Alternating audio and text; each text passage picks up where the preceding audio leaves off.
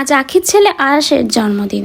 দেখতে দেখতে ছেলেটার 1 বছর পূর্ণ হলো, কিন্তু এই শুভক্ষণে এই জন্মদিনে আয়াসবাবু কি তার বাবা আহাদকে কাছে পাবে? এটাই এখন সকলের প্রশ্ন।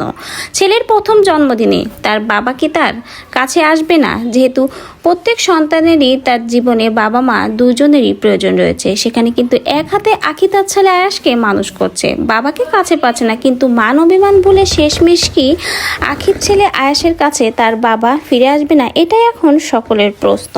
কালকে হয়ে গেছে আয়াসের হলুদ সন্ধ্যা, আর আজকে আয়াসের জন্মদিন। 1 বছরে পা দিয়েছে আয়াসবাবু। সেখানে ছিল আয়াসের মামা মামি এবং মৌসন্ধ্যার পরিবারের সদস্যরা, কিন্তু অনুপস্থিত ছিল তার বাবা আহাদ এবং বড় মা তিশা।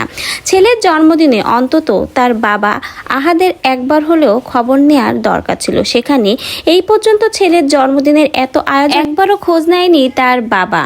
বাবা হিসেবে ছেলের জন্মদিনে কোনো ভূমিকায় রাখতে দেখা যায়নি এই পর্যন্ত আহাদকে। এমনকি আয়াসের দাদাবাড়ির পরিবারের কেউই কিন্তু এই জন্মদিনে আয়াসের কোনো খোঁজ খবর নেয়নি। দেশে ফুপু রয়েছে, দাদা দাদি রয়েছে, কিন্তু কেউই আয়াসের এই জন্মদিন বা হলুদ সন্ধ্যার আয়োজনে আসেনি। কাউকেই কিন্তু তেমনভাবে দেখা যায়নি। কেবলমাত্র মায়ের পরিবার এবং তার শুভাকাঙ্ক্ষীরাই, যারা আখির দুঃসময়ে পাশে ছিল, তাকে সাপোর্ট করেছিল, তাদেরকেই কিন্তু আয়াসের এই জন্মদিনে দেখা গেছে। এমনকি তারা সকলে মিলেই কিন্তু আয়াসের জন্মদিনের আয়োজন করছে, যেখানে আয়াসের বড় মা তিশা সবসময় বলে সে নাকি আয়াসকে অনেক বেশি ভালোবাসে। সে পর্যন্ত কোনো খোঁজ খবর নেয়নি এই পর্যন্ত আয়াসের জন্মদিন। তাহলে কি এতদিন যা তারা দেখিয়েছে তাকে কেবলমাত্র লোক দেখানো?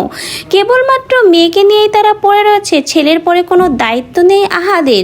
আপনাদের কি মনে হয়, বাবা কি এমনই হয় যে একজন সন্তানকে নিয়েই পড়ে থাকে, সেখানে তার আরও দুইটা সন্তান রয়েছে, তাদের একটাবারও খোঁজ নেয় না? বিশেষ করে আয়াসবাবুর আজকে 1 বছর পূর্ণ হলো, সেখানে একবার হলেও তো ছেলের খোঁজ নেওয়ার দরকার ছিল তার বাবা আহাদের, কিন্তু তাকে তো ছেলের খোঁজ খবর দূরে থাক, তার জন্মদিনের কোনো দায়িত্ব পালনের ভূমিকায়ও দেখা যায়নি। তাহলে কি তিশার চাপে পড়ে ছেলের জন্মদিনে আসতে পারেনি আহাদ?